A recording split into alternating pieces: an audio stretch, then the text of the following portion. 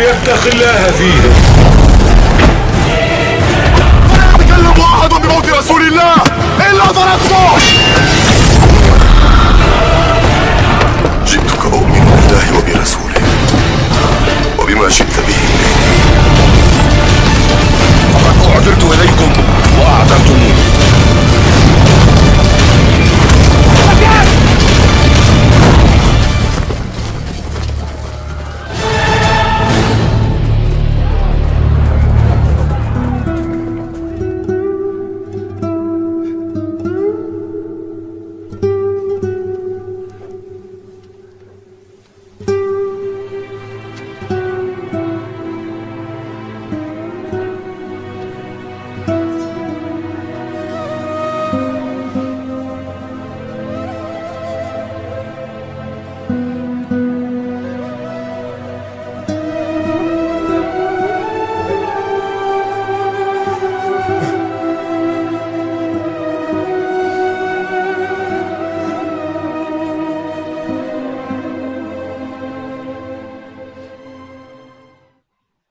Hari ini kita masih akan bersama episode indah dalam kehidupan Nabi kita Muhammad sallallahu alaihi wasallam.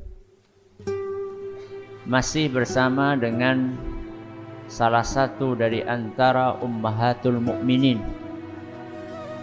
ibunda kita, istri Nabi sallallahu alaihi wasallam. Kali ini kita akan membahas tentang pernikahan Rasulullah sallallahu alaihi wasallam dengan Ummu Salamah. Siapa? Ummu Salamah. Siapa namanya Ummu Salamah?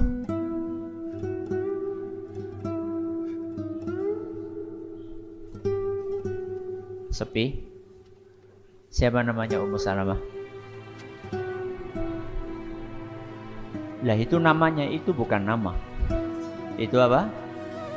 Kunyah. Kunyah. Kunyah itu apa?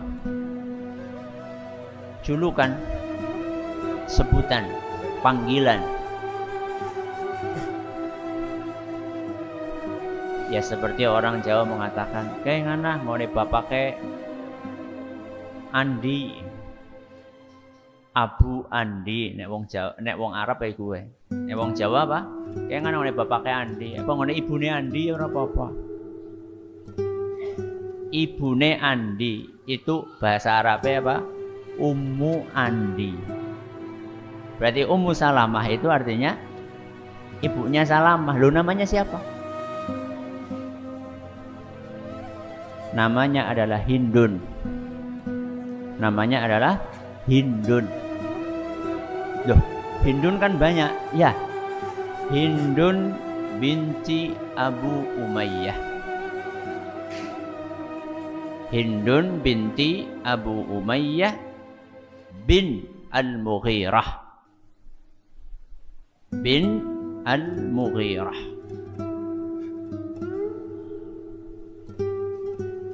Ayahnya Ummu Salamah. Siapa ayahnya? Ayahnya Ummu Salamah siapa? Ya mau wis nembe diceritakan. Siapa? Abu Umayyah bin Al-Mughirah adalah salah satu bangsawan Quraisy yang terkenal sangat dermawan. Saking dermawannya sampai beliau, ayahnya Abu Umayyah bin Al-Mughirah itu mendapatkan julukan Zadur Raqib. Zadu Ar-Raqib. Zad itu artinya perbekalan, Ar-Raqib itu orang yang bepergian,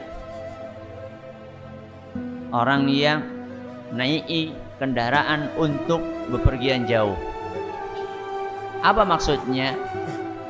Siapapun yang bepergian jauh bersama atau bareng dengan Abu Umayyah bin Mughirah, sudah nggak perlu mikirkan bekal. Siapapun yang bepergian bareng dengan Abu Umayyah bin Mughirah nggak perlu mikirin bekal. Kenapa? Karena bekalnya semuanya sudah ditanggung oleh Abu Umayyah. Kendaraannya, makanannya, minumannya.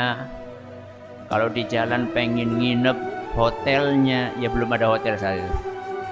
Tempat penginapannya, semuanya ditanggung. Jenengan kagungan tangga kados niku napa mboten? Ada? Kayak ngapa jajal wonge? Itu siapa? Ayahnya Ummu Salamah. Adapun ibunya Ummu Salamah namanya adalah Atikah. Namanya adalah Atikah binti Amir. Atikah binti Amir. Ummu Salamah ini dilahirkan 24 tahun sebelum hijrah. Kapan dilahirkannya? 24 tahun sebelum hijrah.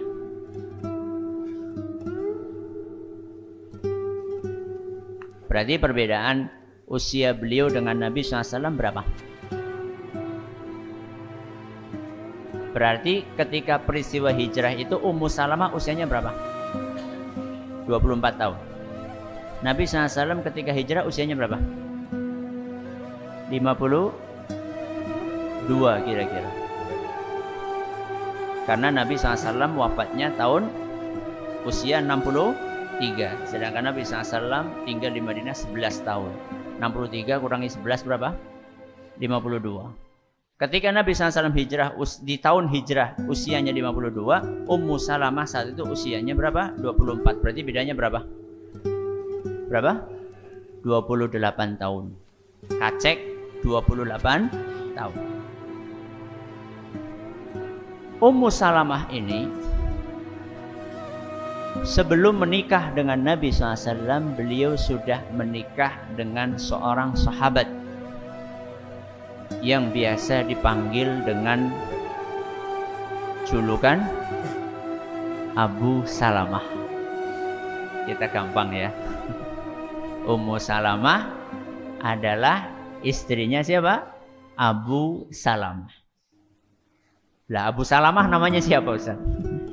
Abu Salamah namanya adalah Abdullah. Sinten? Abdullah bin Abdul Asad. Abdullah bin Abdul Asad. Abu Salamah ini termasuk salah satu di antara sahabat As-Sabiqunal Awwalun. Apa artinya As-Sabiqunal Awwalun? Termasuk orang yang awal-awal masuk Islam. Generasi awal masuk Islam, gasik masuk Islam. Dan beliau termasuk sahabat yang ikut hijrah ke Habasyah. Ikut hijrah kemana? Habasyah. Dan saat itu, saat hijrah ke Habasyah, Abu Salamah ditemani oleh istrinya. Sinten wau? Ummu Salamah. Abu Salamah ini terkenal seorang yang sangat baik sekali. Dikisahkan dalam kitab sejarah, seingat saya dalam Syiar A'lamun Nubala. Saya pastikan dulu. Ya. Dalam kitab Syiar A'lamun Nubala diceritakan bahwa tidak lama setelah Ummu Salamah nikah dengan Abu Salamah, Ummu Salamah berkata kepada suaminya. Siapa suaminya? Abu Salamah. Balaghani annahu laysa imra'atun yamutu zawjuha wa huwa min ahli al-jannah thumma lam tazawwaj illa jama'a Allahu bainahuma fil jannah. Wahai suamiku, aku dengar hadis, aku dengar berita bahwa kalau ada seorang istri yang ditinggal wafat oleh suaminya dan suaminya itu termasuk penghuni surga, lalu wanita itu setelah suaminya meninggal tidak menikah, maka Allah akan persatukan suami istri itu di surga. Jadi Ummu Salamah dengar ada hadis, kalau seorang istri ditinggal wafat oleh suaminya dan suaminya masuk surga, lalu istrinya ini pasca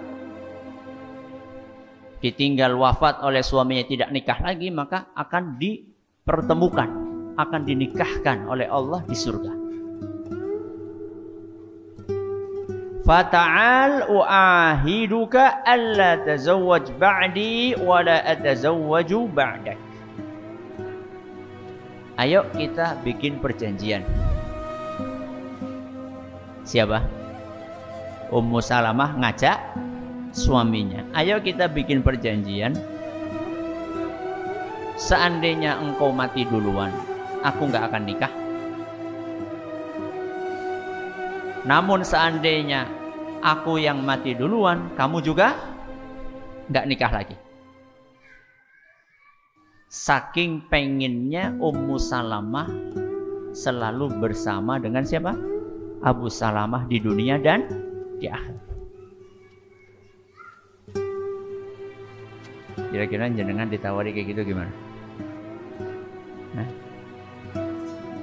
jadi ini sehidup semati. Ya, gue kan mien. Prakteknya ya embu. Jayanya prakteknya sehidup mati dewek-dewek. Ya. Maka apa jawaban dari Abu Salamah? Lihat bagaimana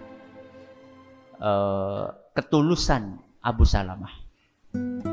Atuti'ani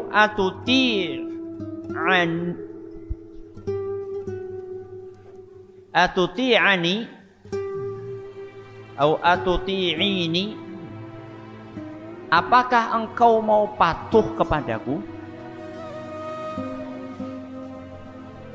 Ini prolognya Abu Salamah untuk menjawab pertanyaan siapa? Istrinya. Mau nggak kamu taat kepadaku? Maka Ummu Salamah pun menjawab, iya, aku siap taat kepadamu. Idza mittu tazawwaji. Kalau nanti aku mati duluan, nikahlah lagi. Allahu Akbar. Abu Salamah yang minta supaya istrinya gak usah kamu itu menjanda ya. Setelah aku wafat gak usah menjanda, nikah lagi. Kemudian apa kata beliau? Allahumma rzuq Ummu Salamah ba'di rajulan khairan minni. Ya Allah, karuniakanlah kepada istriku Ummu Salamah suami yang lebih baik dibandingkan aku. La yuhzinuha wa la yu'dhiha. Suami yang tidak pernah membuat sedih Ummu Salamah dan suami yang tidak pernah menyakiti Ummu Salamah. Masya Allah. Itulah ketulusan seorang suami.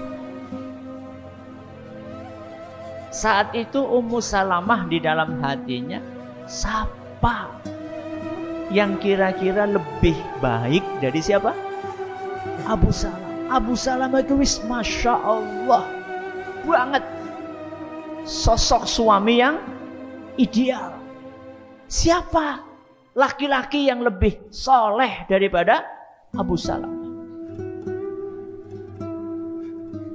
Ini kesetiaan atau kebaikan siapa? Abu Salamah. Singkat cerita, Abu Salamah dan Ummu Salamah setelah hijrah ke Habasyah pulang lagi kemana?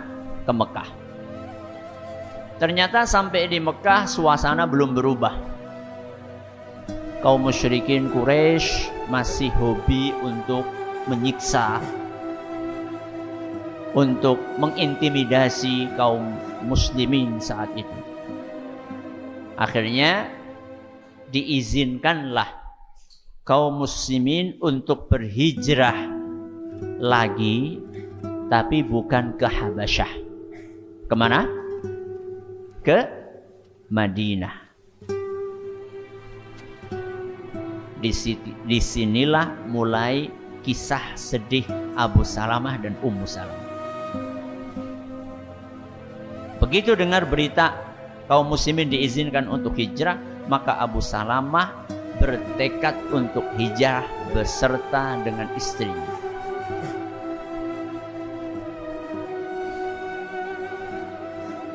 Dan beliau salah satu dari sahabat Nabi SAW yang berasal dari Bani Makhzum yang pertama kali hijrah. Maka siap-siap, begitu menyiapkan onta, Abu Salamah, istrinya, dan anaknya. Siapa anaknya? Anaknya siapa? Ya Salamah lah. Siapa mani? Mereka bertiga sudah siap akan berangkat. Begitu akan berangkat, apa yang terjadi? Dicegat. Dicegat sama kabilahnya Ummu Salamah. Apa kata mereka? Hei Abu Salamah, kamu mau pergi terserah, tapi istrimu adalah anggota kabilah kami, gak boleh pergi. Masya Allah. Akhirnya Abu Salamah berangkat memenuhi panggilan Rasul SAW untuk berhijrah. Meninggalkan siapa? Istri. Bayangkan siap dari mangkat, tahu-tahu ditahan. Ujian nggak berhenti sampai di situ. Abu Salamah berangkat, Ummu Salamah sama siapa? Anaknya Salamah. Nggak lama kemudian, kalau tadi kabilahnya siapa? Ummu Salamah. Gak lama kemudian kabilahnya Abu Salamah datang. Mereka marah-marah. Kenapa anggota kabilah kami dipisahkan dari istrinya? Kami juga berhak untuk mengambil anaknya Abu Salamah. Allahu Akbar. Dirampas Salamah ini dari pangkuan ibunya. Jenengan bayangkan, pisah dengan suami, pisah dengan siapa? Anak. Maka Ummu Salamah sedih, super sedih.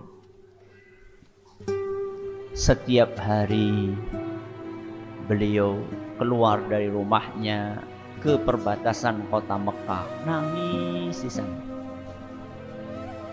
Hari berganti hari, minggu berganti minggu, bulan berganti bulan, hampir 1 tahun, 360 hari Ummu Salamah keluar dari rumahnya nangis di pinggiran kota Mekah. Sampai ada salah satu di antara saudara sepupunya Ummu Salamah yang kasihan.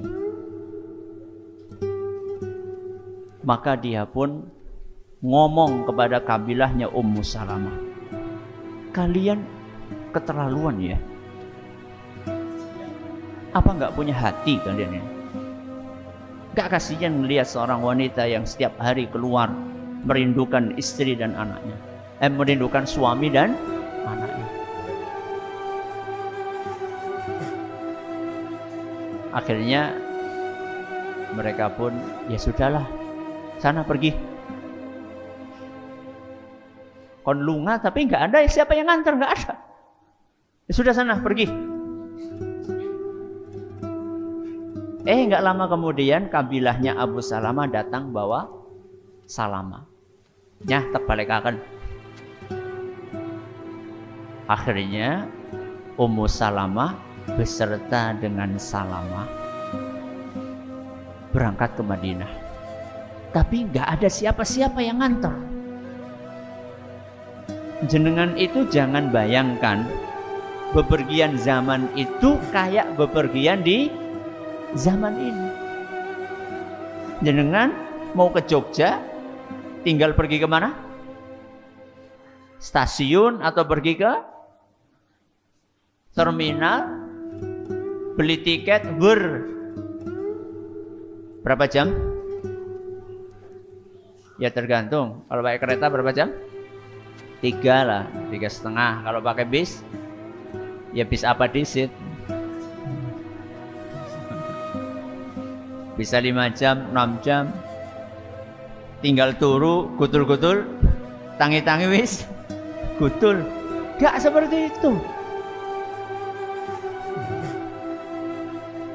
Butuh perjalanan berhari-hari di tengah padang pasir.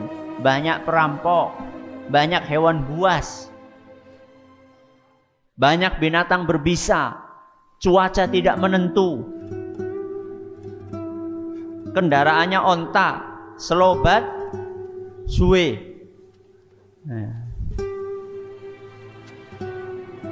Berat perjalanannya. Gak ada laki-laki. Laki-laki yang mengantarkan atau yang bersama Ummu Salamah adalah Salamah, masih kecil. Sampai di sebuah tempat namanya Tan'im. Apa namanya? Tan'im. Masih dekat-dekat Mekah gitu. Kalau sekarang sudah masuk Mekah. Tanah halal. Yeah. Kalau Mekah kan tanah apa? Haram. Haram di sini maksudnya adalah suci, dijaga oleh Allah Azza wa Jalla. Sampai di Tan'im, ada yang kenal sama Ummu Salamah. Ada seorang laki-laki yang kenal sama Ummu Salamah. Laki-laki tersebut namanya adalah Utsman bin Talhah. Sinten? Utsman bin Talhah. Tahu Ummu Salamah adalah anaknya siapa tadi? Abu Umayyah. Abu Umayyah terkenal dermawan banget. Maka Utsman bin Talhah berkata kepada Ummu Salamah, "Wahai putrinya Abu Umayyah, kamu mau kemana?" Kan kelihatan orang mau bepergian, kan kelihatan bawa barang gitu kan. Kalau zaman ini ya nggak apa, koper. Ya orang mungkin bok arep meng pasar nggak apa, koper kan orang mungkin. Kalau bawa koper berarti mau bepergian jauh. Dia naik onta, kemudian kelihatan bawa barang besar, kan ketahuan. Nanti mau kemana? Ana mau ke Madinah.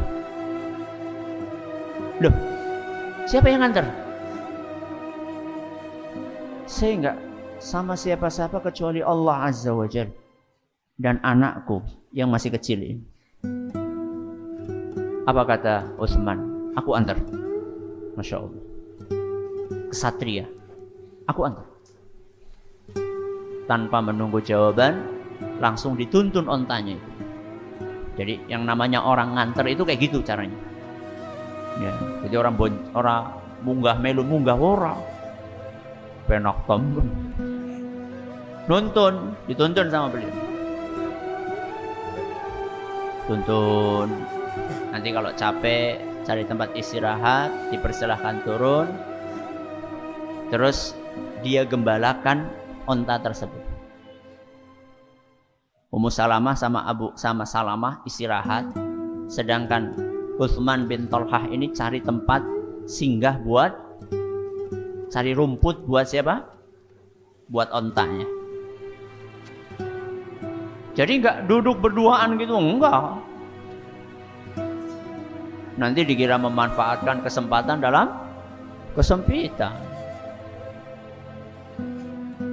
Sudah, ontanya sudah kenyang, Ummu Salamah dan Salamah sudah cukup istirahatnya, bangkit lagi, suruh naik, dituntun lagi. Itu perjalanan itu bisa berhari-hari. Kayak gitu terus, dijaga sama Utsman bin Talha. Setelah lama perjalanan dari Mekah ke Madinah, sampailah mereka di sebuah kampung di daerah Kuba. Di daerah mana? Kuba. Kuba itu dekat apa? Madinah. Kalau sekarang sudah masuk di Madinah. Kata Utsman bin Talha, wahai Ummu Salamah, suamimu ada di kampung ini. Suamimu ada di kampung ini, silahkan engkau masuk cari suamimu. Saya pulang ke Mekah. Assalamualaikum. Pulang. Allahu Akbar. Gue orang jaluk upah gue. Dinginnya bayarannya. Makanya Ummu Salamah itu sangat terkesan dengan kebaikan Utsman bin Talha. Singkat cerita ketemu. Alhamdulillah bersama lagi dengan siapa? Suaminya, yaitu Abu Salamah. Di tahun kedua Hijriah. Nabi SAW mengumumkan akan menghadang kafilahnya Abu Sufyan. Awalnya niatnya itu, sampai akhirnya itu menjadi pemicu terjadinya perang Badar. Abu Salamah ikut pasukan yang mencegat dan tentunya ikut juga perang Badar. Tahun berapa tadi? 2. Allah menakdirkan Abu Salamah termasuk pasukan atau tentara yang terluka saat perang Badar, sehingga pulang dari perang Badar dalam keadaan terluka, dirawat sampai sempat sembuh. Tapi Allah Azza wa Jalla menghendaki di tahun ketiga Hijriah, berarti hanya selang 1 tahun, Abu Salamah sakit yang beliau derita kambuh lagi, sampai akhirnya beliau wafat di tahun 3 Hijriah. Itulah kesedihan Ummu Salamah. Dan saat suaminya wafat ini, Ummu Salamah ingat bahwa dahulu Abu Salamah ini pernah menyampaikan kepada beliau sebuah hadis yang Abu Salamah dengar dari Nabi SAW. Abu Salamah dengar sebuah hadis kemudian disampaikan kepada istrinya. Apa isi hadis tersebut? La yusibu ahadan minal muslimina musibatun fayastarji'u 'inda musibatihi thumma yaqulu Allahumma ajurni fi musibati wa akhluf li khairan minha illa fu'ila dzalika bih. Abu Salamah saat masih sehat dahulu menyampaikan hadis yang beliau dengar dari Nabi SAW. Beliau sampaikan hadis ini kepada istrinya, wahai istriku, barusan aku mendengar Nabi SAW menyampaikan sebuah hadis.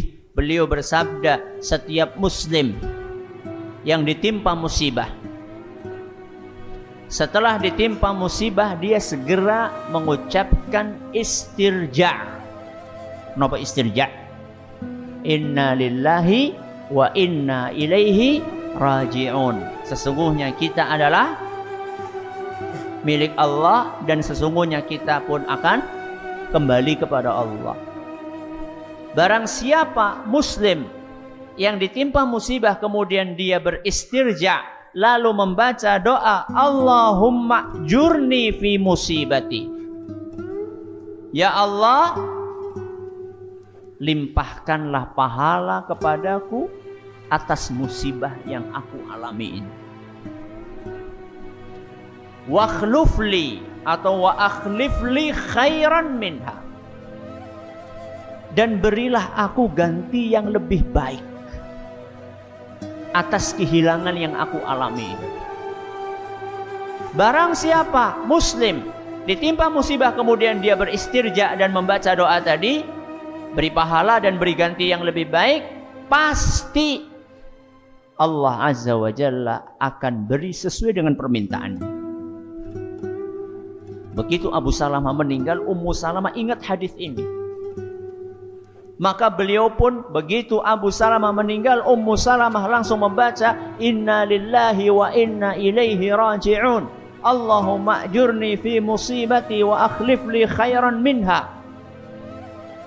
Ya Allah, berikanlah pahala atas musibah yang menimpaku ini, dan mudah-mudahan Allah memberikan ganti yang lebih baik.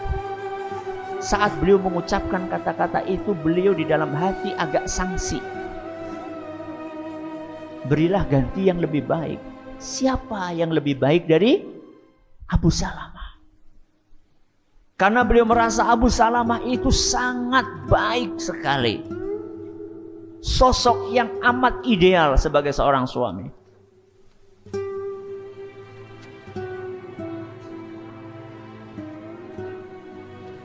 Berlewatlah atau berlalulah masa iddahnya siapa? Ummu Salamah. Selesai masa iddah, datang Abu Bakar As-Siddiq. Ngapain? Melamar Ummu Salamah. Abu Bakar As-Siddiq sama Abu Salamah lebih istimewa siapa? Abu Bakar. Tapi Ummu Salamah menolak. Lamarannya siapa? Abu Bakar. Bayangkan Abu Bakar. Gak lama kemudian datang Umar. Allahu Akbar. Umar sama Abu Salamah istimewa siapa? Umar. Melamar Ummu Salamah. Dan Ummu Salamah menolak. Masya Allah. Lalu datanglah Rasulullah sallallahu alaihi wasallam. Sosok yang lebih istimewa dibandingkan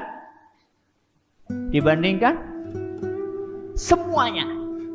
Lebih istimewa dibandingkan Abu Salamah, lebih istimewa dibandingkan Abu Bakar, lebih istimewa dibandingkan Umar radhiyallahu anhum ajma'in. Maka apa jawaban dari Ummu Salamah? Wahai Rasul, gak ada yang bisa menolak lamaranmu wahai Rasul.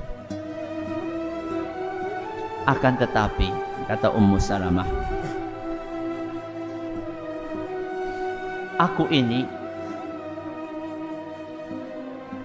wanita yang sangat pencemburu wahai Rasul.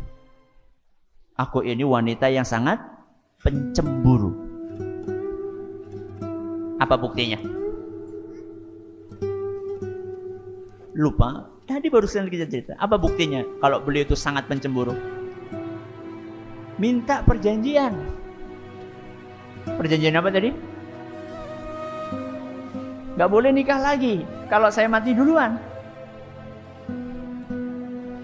Sangat pencemburu Ummu Salamah. Wahai Rasul, aku sangat pencemburu. Dan kita tahu Rasul SAW istrinya nggak cuma satu. Aku ini wanita yang sangat pencemburu wahai Rasul. Dan aku punya anak banyak. Aku punya anak banyak. Kalau nggak salah 4 atau berapa saat nikah dengan Nabi SAW.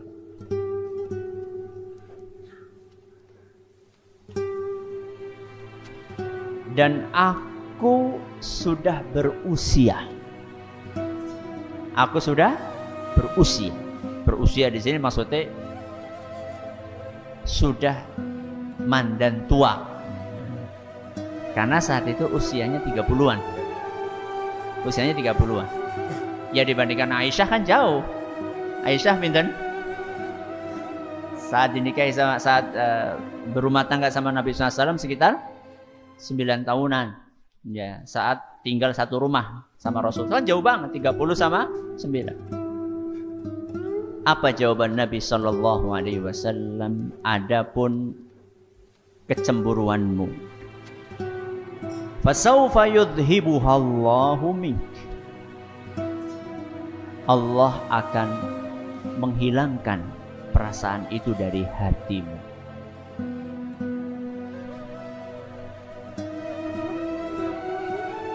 Wa amma ma dzakarta minas sin. Adapun ketika engkau bicara tentang usia, maka sesungguhnya aku pun berumur, bahkan lebih. Bedanya berapa tadi? 28 tahun. Wa amma ma dzakarta minal iyali fa inna ma'iyaluki iyali. Adapun apa yang kamu sampaikan punya banyak anak, anakmu adalah anakku juga. Sudah? Ada alasan lain? Enggak ada. Ya udah nikah. Alangkah bahagianya siapa? Ummu Salamah. Nabi SAW sangat perhatian dengan Ummu Salamah.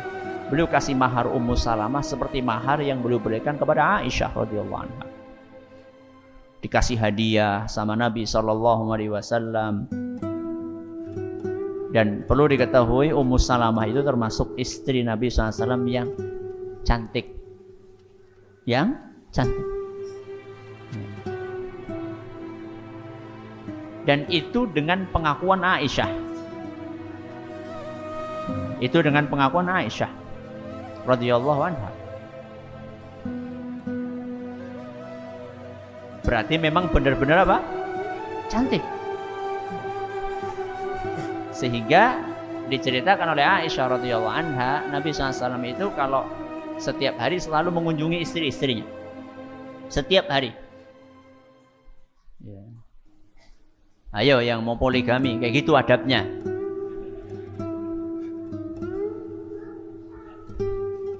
Cuma ngelihat poligaminya saja, tapi nggak ngelihat apanya? Adabnya. Ini adabnya poligami. Nabi SAW kunjungi semuanya. Setiap hari. Padahal berapa? 9. Ini beloro bebis kelalen karo bojo tua.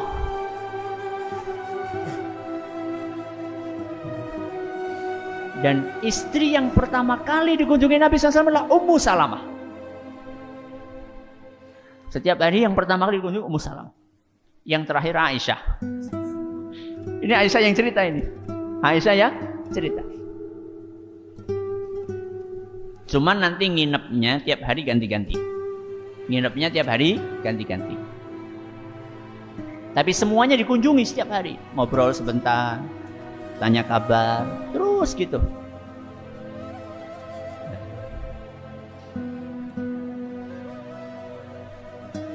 Pernah suatu hari Nabi SAW kedatangan putrinya. Siapa? Sinten? Fatimah. Beserta dengan 2 orang anaknya. Sinten? Hasan dan Husain. Akhirnya sama Nabi SAW, Hasan disuruh duduk di samping kanan, Husain disuruh duduk di samping kiri, kemudian Fatimah ada di depan. Dan saat itu di rumahnya Ummu Salamah. Jadi Fatimah beserta 2 orang putranya mengunjungi Nabi SAW di rumahnya siapa? Ummu Salamah. Nabi SAW didampingi Hasan, Husain, ada putrinya Fatimah. Beliau berdoa, rahmatullahi wa barakatuhu alaikum ahlal bait, innahu hamidum majid. Semoga Allah Subhanahu wa ta'ala merahmati dan memberkahi keluarga Rasul sallallahu alaihi wasallam. Sesungguhnya Allah itu maha terpuji dan maha agung. Semoga Allah memberkahi keluarga Rasul, merahmati keluarga Rasul, menyayangi keluarga Rasul, mengasihi keluarga Rasul. Sesungguhnya Allah Azza wa Jalla Maha terpuji lagi Maha agung. Doa tadi didengar sama Ummu Salamah. Dan saat itu Ummu Salamah sedang bersama dengan putri beliau dari Abu Salamah. Siapa? Kok Salamah? Salamah kue lanang.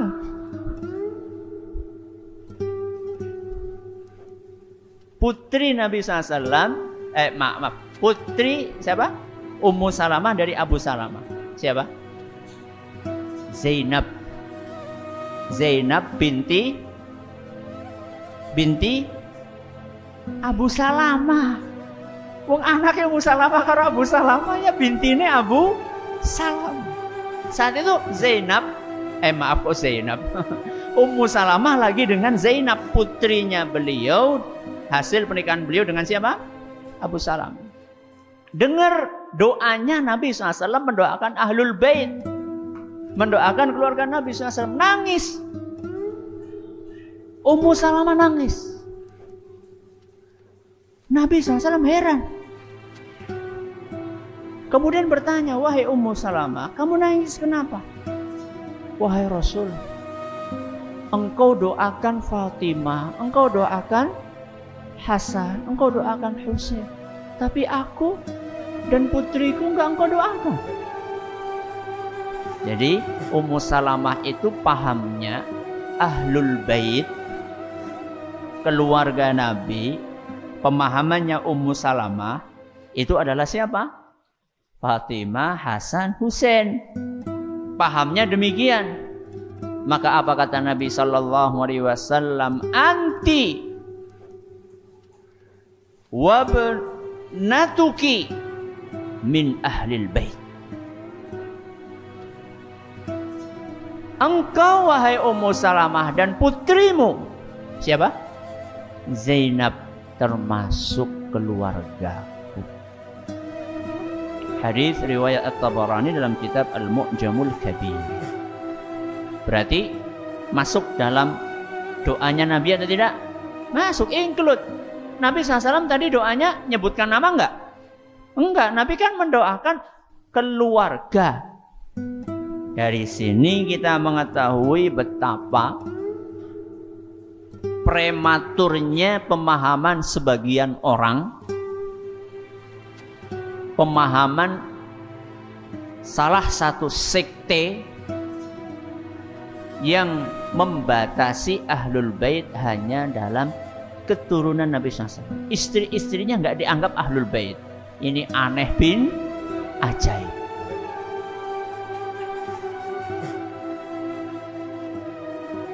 Kok bisa-bisanya istri bukan keluarga? Gue kepriwe pola pikirnya. Pemahaman nyeleneh. Ummu Salamah ini orangnya cerdas. Orangnya cerdas. Berapa kali beliau menjadi sebab turunnya ayat-ayat Al-Quran.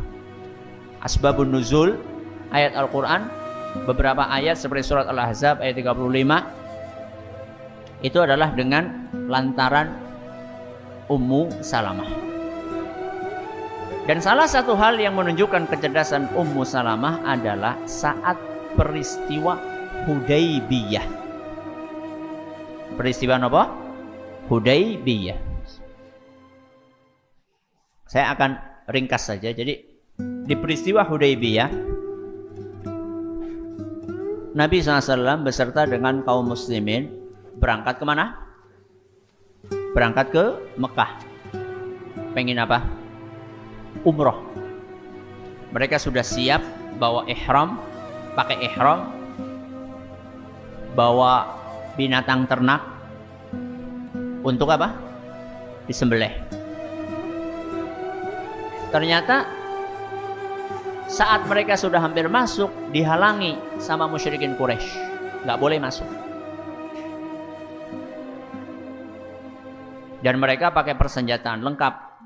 Kaum muslimin saat itu berangkat bukan untuk perang, sehingga beda persiapannya. bawanya ya kain ihram. Dipakai kain ihram, bukan bawa macam-macam senjata, tapi bawanya sapi, terus apa lagi? Kambing, onta, buat disembelih. Singkat cerita, terjadi perjanjian Hudaybiyah. Perjanjian namanya Hudaybiyah. Salah satu poinnya adalah mereka harus pulang. Nggak boleh umroh tahun itu.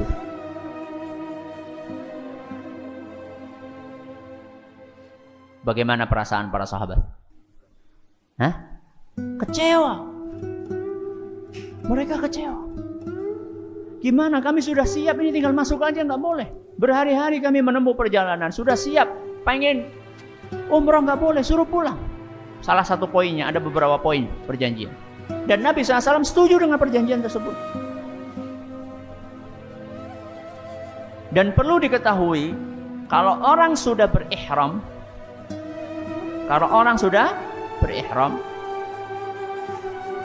maka dia tidak boleh melepasnya kecuali setelah selesai apa? Menyelesaikan ibadah umrahnya atau hajinya. Kecuali kalau ada halangan, dan itu pun harus mencukur, ya, tahallul, cukur rambut, dan menyembelih hewan yang sudah mereka bawa.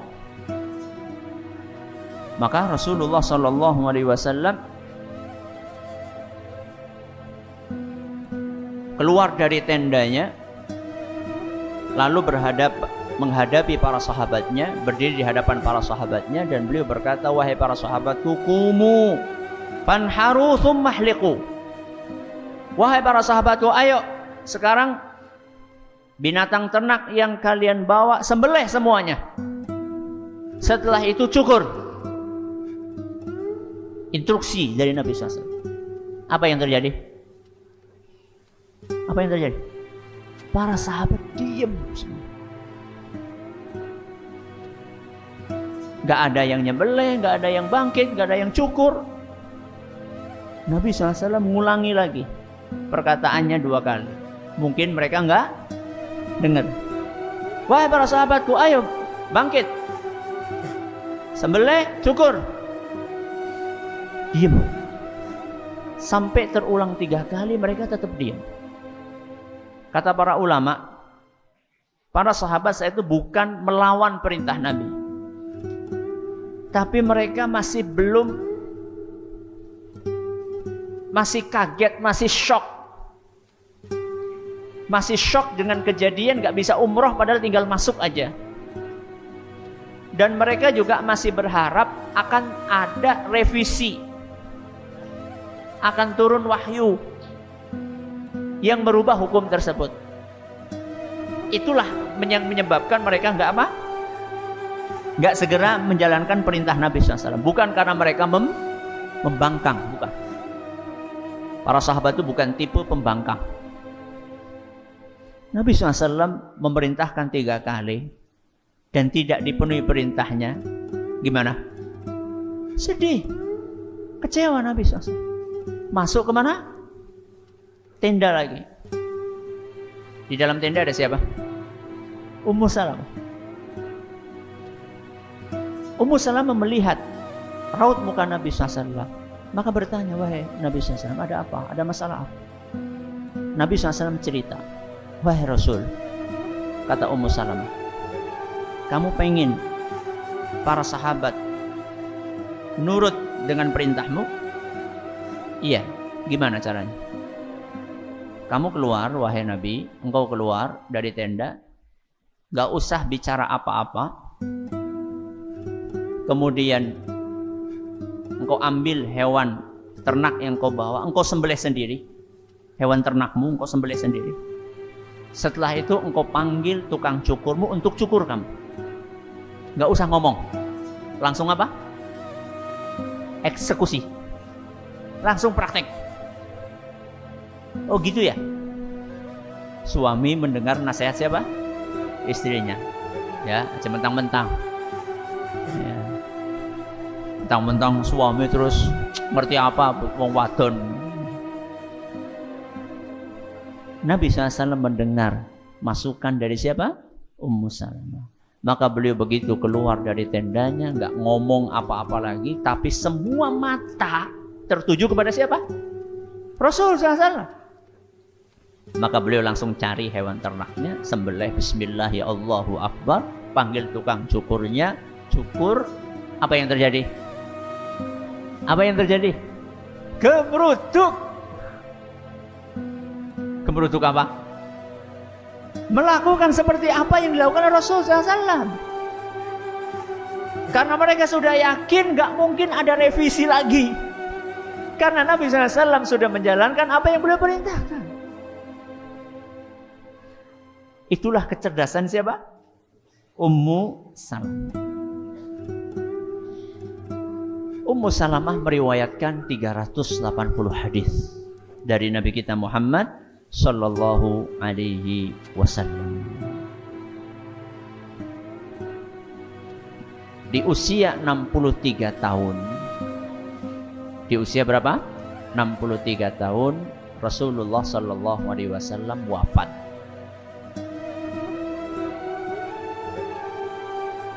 Berarti saat itu usia Ummu Salamah berapa? 63 dikurangi 28 berapa? Berapa? 35. Benar ya? Ketika Nabi SAW wafat, umurnya Ummu Salamah berapa? 35. Iya benar mbok? Ya. Direkam salah kono lho sing. Aku matematikane mandan. Dan Ummu Salamah sampai wafatnya tentu tidak nikah lagi, ya, tidak boleh. Dan Ummu Salamah wafatnya saat usia 84 tahun. Berarti berapa lama beliau? Mulai dari 35 sampai berapa? 84 tahun. Berapa? Berapa tahun? 49 tahun menjanda. Ya. Inilah kisah tentang siapa? Ummu Salamah dan pernikahannya dengan Nabi kita Muhammad sallallahu alaihi wasallam. Apa pelajaran yang kita petik? Hari ini kita cuma mengambil 3 pelajaran aja. Pelajaran yang pertama, keimanan itu lekat dengan ujian. Apa yang pertama? Keimanan itu lekat dengan ujian. Lekat itu apa toh? Nempel. Ya. Di mana ada iman, di situ ada ujian. Menurut jenengan, pelajarannya diambil dari bagian kisah yang mana? Hah? Bagus. Terpisahnya Ummu Salamah dari suaminya dan anak. Jangan pernah berpikir kalau kita beriman terus selamat dari ujian. Oh enggak. Ayat-ayat Al-Quran, hadis-hadis Nabi SAW menjelaskan bahwa orang yang beriman akan terus diuji oleh Allah. Al-Quran dalam surat Al-Ankabut ayat 1-3. Surat apa? Al-Ankabut ayat 1-3. Allah Subhanahu wa taala berfirman, Alif Lam Mim. Ahasiban nasu an yutraku an yaqulu amanna wa hum la yuftanun. Apakah orang-orang mengira kalau mereka sudah berkata kami beriman, mereka akan dibiarkan tanpa ada ujian? Apakah mereka menyangka demikian? Itu prasangka yang salah. Walaqad fatanna alladzina min qablihim. Sungguh kata Allah, kami telah menguji orang-orang sebelum mereka. Jadi itu sudah menjadi sunnatullah, ketetapan Allah yang tidak akan mungkin berubah dari dulu sampai akhir zaman. Pertanyaannya, kenapa sudah beriman malah dikasih apa? Ujian. Kelanjutan ayatnya, fala ya'lamannallahu alladhina sadaqu wa la ya'lamannal kadzibin. Allah Subhanahu wa taala pasti akan mengetahui siapa orang-orang yang jujur dalam keimanannya dan siapa yang tidak jujur. Siapa yang serius dan siapa yang main-main. Ini penting untuk kita pahami, apalagi bagi mereka yang baru hijrah. Bagi mereka yang baru hijrah. Jadi jangan dipikir kalau berhijrah itu surana masalah. Oh enggak. Berarti rasa hijrah baik, lebih akeh masalahnya.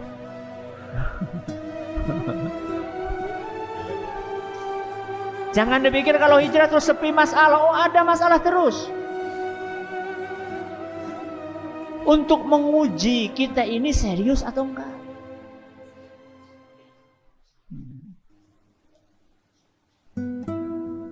Saya akan tinggalkan pekerjaan haram itu, Ustaz. Saya akan mulai hidup baru dengan pekerjaan yang halal. Masya Allah, Alhamdulillah. Mudah-mudahan Allah berkahi. Ternyata 1 bulan, 2 bulan, 3 bulan, yang aneh kesel lihat ya. Biasanya di ruangan ber-AC siki panasan kudanan.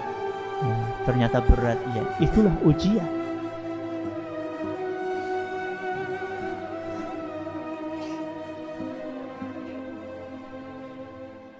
Dan ujian itu untuk kebaikan kita.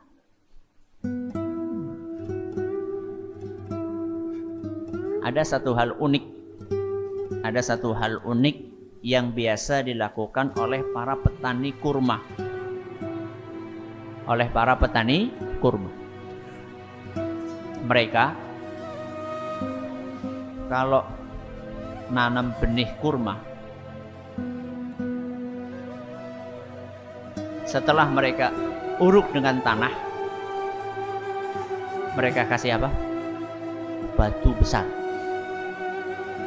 Mereka kasih batu besar. Di mananya? Di atasnya. Benih diuruk, kasih batu besar.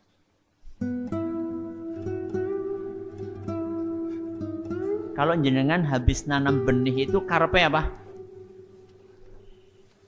Cepet tukul. Nek bisa ya sedina wis apa?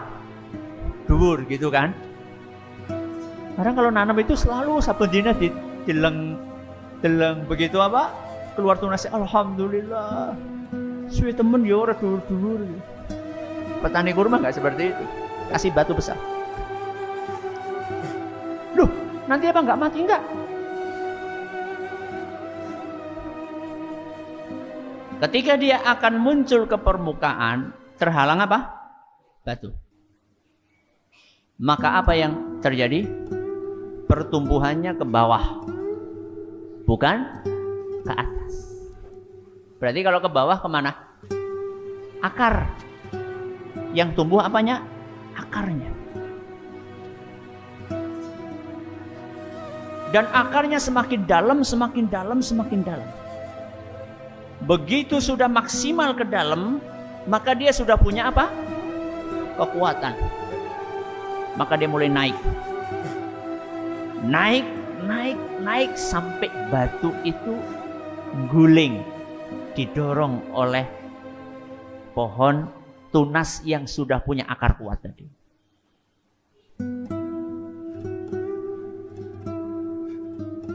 Manfaatnya apa? Manfaatnya apa? Manfaatnya dia akan menjadi pohon yang kuat. Karena akarnya kuat.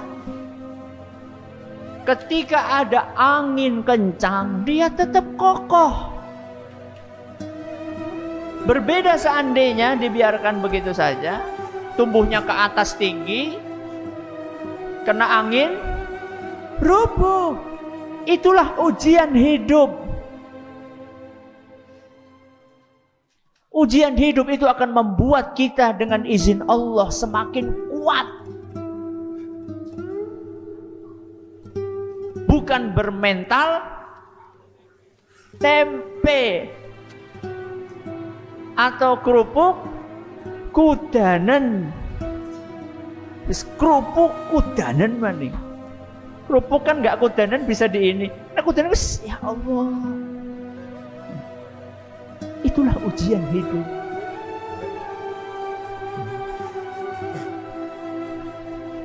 Maka berprasangka baiklah kepada Allah Azza wa Jalla ketika mendapatkan ujian hidup. Allah ingin kita lebih kuat. Kita sedang dipersiapkan untuk menghadapi ujian-ujian yang lebih berat di masa yang akan datang. Jangan pernah bersuudzon kepada Allah Subhanahu wa Ta'ala. Ini pelajaran yang keberapa? Yang pertama. Yang kedua, yakinlah dengan janji Allah. Yakinlah dengan janji Allah. Kira-kira pelajarannya diambil dari cuplikan kisah yang mana? Apa? Doanya Ummu Salamah. Ketika beliau ngapain? Ditinggal wafat oleh Abu Salamah. Allahumma ajurni fi musibati wa akhlif li khairan minha. Ya Allah, berilah pahala dan berilah ganti yang lebih baik. Wajar seandainya Ummu Salamah muncul perasaan seperti itu karena beliau nggak tahu bahwa beliau akan dilamar oleh siapa? Rasul SAW.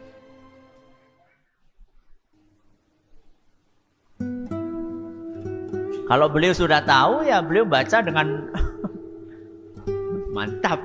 Walaupun beliau saat itu mantap juga, tapi kan tetap ada terselip perasaan dalam hati. Siapa yang lebih baik dari Abu Salamah? Siapa yang lebih soleh dari Abu Salamah? Tapi beliau meyakinkan hatinya dengan janji Allah bahwa siapapun yang berdoa saat ditimpa musibah dengan doa tersebut dia akan diganti yang lebih baik. Maka mulai sekarang kalau jenengan kelangan HP, priwe? Inna lillahi wa inna ilaihi raji'un. Terus apa? Allahumma ajurni fi musibati wa akhlif li khairan minha. Ustaz, aku ya tahu praktek Ustaz. Sing hilang smartphone Ustaz. Begitu hilang gantinya HP jadul Ustaz.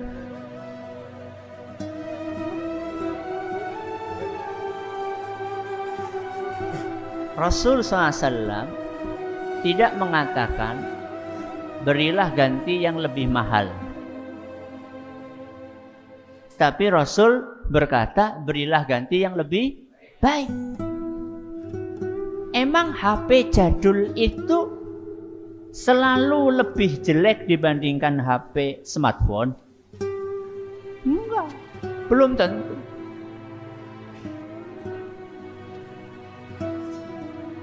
Betapa banyak manusia yang merindukan untuk kembali ke HP jadul. Dulu ketika kita punya HP jadul, berapa kali kita pegang HP? Kalau ada telepon atau ada SMS, udah. Dan baterainya bisa bertahan 3 hari bahkan. Begitu kita pakai smartphone, berapa kali kita pegang HP? Pas pengajian pada nyekeli HP.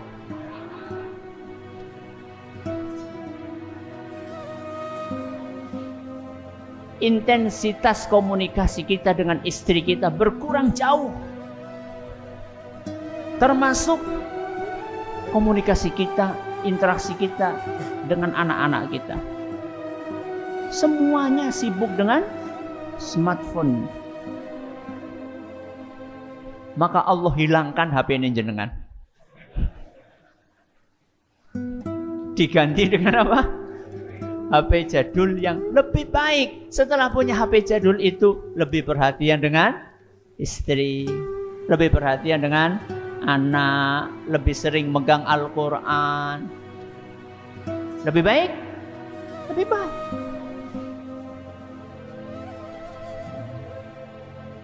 Maka harus yakin dengan janji Allah. Termasuk dalam kaitannya dengan rizki. Allah Subhanahu wa ta'ala dalam surat Hud ayat 6. Surat apa? Hud ayat 6. Allah Azza wa Jalla berfirman, "Wa ma min dabbatin fil ardi illa 'alallahi rizquha." Tidak ada satu makhluk hidup pun di muka bumi ini melainkan sudah ditanggung, sudah dijamin rizkinya oleh Allah. Semua makhluk hidup di muka bumi ini sudah ditanggung rizkinya sama Allah. Lihat ayat ini menggunakan kata dabbah, makhluk hidup. Orang kafir makhluk hidup atau bukan? Ahli maksiat makhluk hidup atau bukan? Mereka pun sudah ditanggung rizkinya sama Allah. Kok bisa-bisanya ada di antara kita yang ragu dengan jaminan dan tanggungan dari Allah tersebut? Mau meninggalkan pekerjaan haram takut. Nanti istri saya dikasih makan apa? Ya sega. Nanti SPP anak saya dari mana?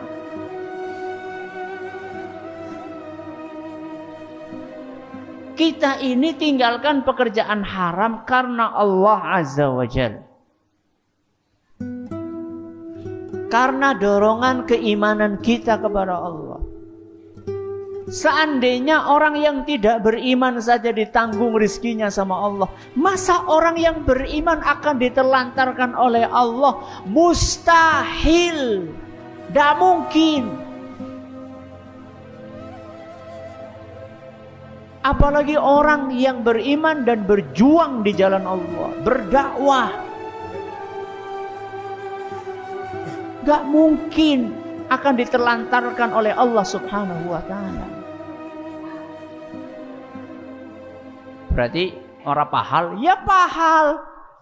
Kerja tetap. Tapi yakin bahwa kita ini rizkinya ditanggung sama Allah. Yakin dengan itu.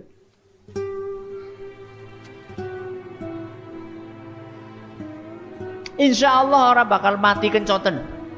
Nek mati Ustaz, ya baca rizkinya wis entong. Simple toh. Kerja, cari, minta supaya diberkahi oleh Allah Azza wa Jalla. Ini yang keberapa ini? Yang kedua. Yang ketiga, misi dakwah dalam nikah. Misi dakwah dalam nikah.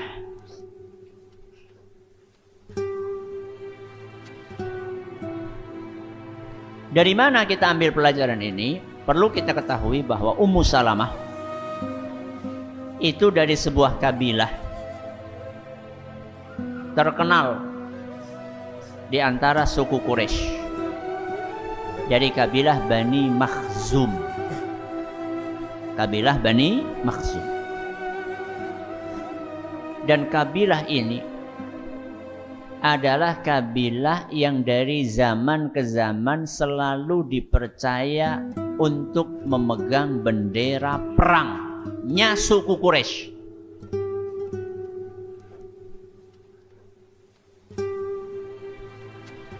Kabilahnya siapa? Ummu Salamah. Setiap suku Quraisy perang, selalu yang dipercaya untuk memegang bendera perang itu adalah siapa? Bani Makhzum. Termasuk ketika musyrikin Quraisy berperang melawan Nabi SAW.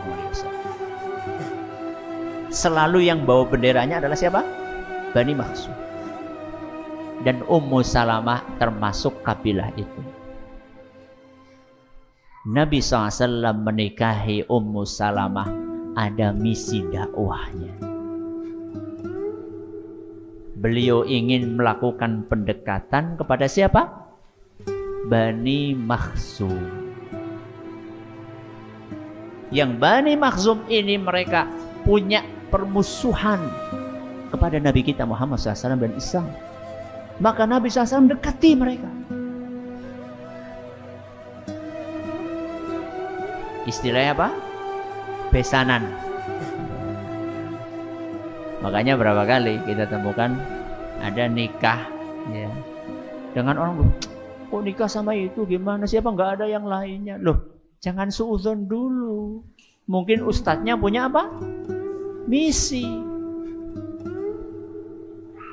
Jadi orang kalau anakku baik, malah kalau anaknya kayak wong awam.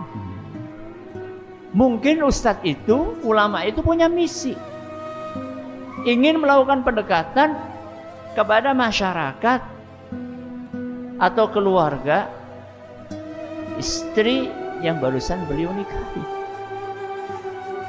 Itulah yang dilakukan oleh Nabi kita Muhammad Sallallahu Alaihi Wasallam. Dan benar, alhamdulillah dengan izin dari Allah Subhanahu Wa Taala, misi itu berhasil. Sehingga Nabi Sallallahu Alaihi Wasallam dapat pahala double-double. Pahala nikah dapat, pahala dakwah juga dapat. Ini beberapa pelajaran yang bisa kita ambil pada kesempatan kali ini. Mudah-mudahan bermanfaat buat kita semuanya. Ada pertanyaan? Silakan.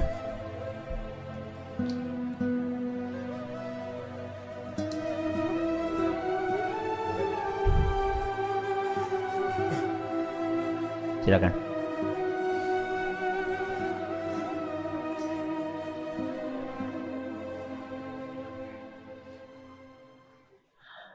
Satu kabilah berapa orang? Tidak tahu saya.